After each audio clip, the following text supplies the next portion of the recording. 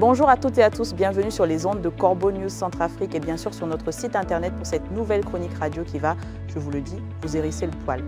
Aujourd'hui, on va parler d'une insulte. Oui, une insulte directe à l'intelligence de nos compatriotes et elle vient de très haut.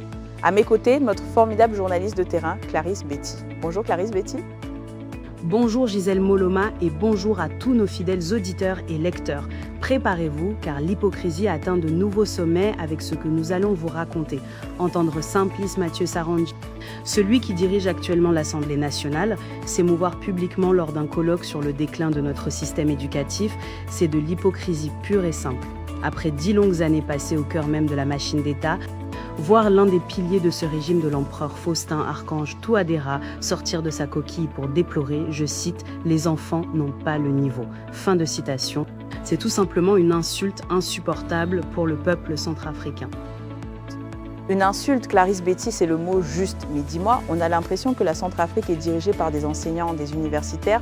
Alors comment se fait-il que nos écoles soient dans un état si déplorable? C'est ça le paradoxe que tu nous exposes? Exactement, Gisèle Moloma, c'est là toute la moralité de la situation. Le constat est d'une évidence affligeante.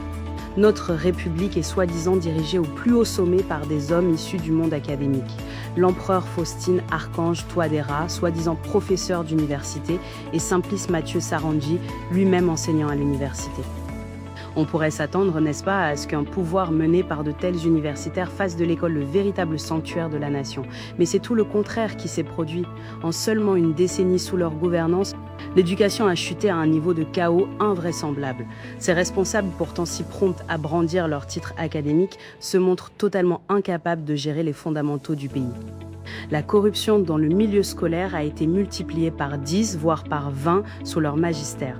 Le seul objectif qui les anime n'est absolument pas l'élévation intellectuelle de notre jeunesse, mais la conservation du pouvoir à vie et par tous les moyens, Gisèle Moloma. La conservation du pouvoir à vie et à quel prix, Clarisse Betty? Des centaines de milliards pour des mercenaires, mais absolument rien pour nos enfants. Pas une seule table, pas un seul banc. Comment Simplice Mathieu Sarandji peut-il oser parler de former une élite quand les choix budgétaires de son régime sacrifient délibérément l'avenir de toute une génération?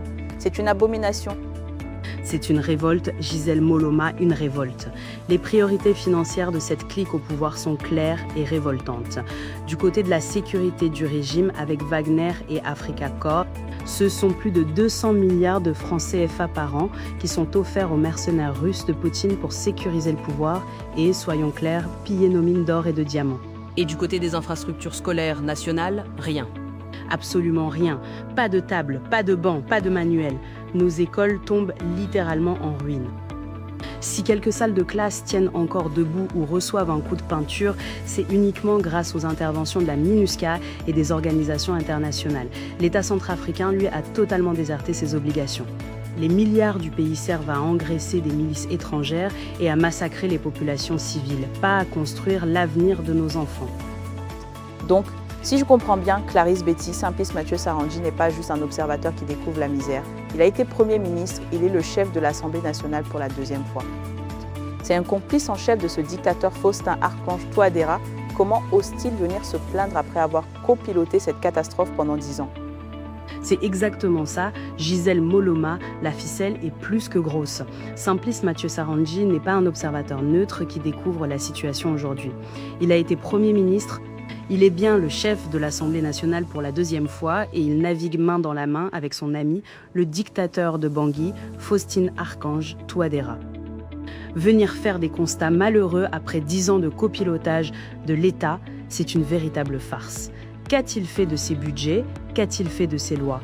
Rien, si ce n'est voter les projets d'un régime autoritaire qui s'est octroyé un troisième mandat illégitime et se comporte désormais comme une monarchie absolue.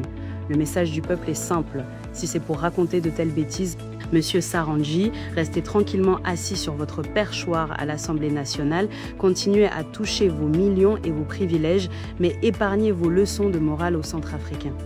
Les mains de ce régime sont trop sales pour prétendre porter le flambeau de l'éducation. Voilà Gisèle Moloma, chers auditeurs, l'analyse sans phare de la situation. Cet article que nous venons de décrypter a été rédigé par notre cher collègue Anselme Mbata, évidemment sous la supervision de notre directeur de publication, Monsieur Alain Zilo. Pour réagir, pour nous envoyer vos témoignages, n'oubliez pas nos numéros de téléphone et WhatsApp, le +236 75 72 18 21 ou le 70 16 44 8. Merci de votre fidélité et à très bientôt sur Corbeau News Centrafrique.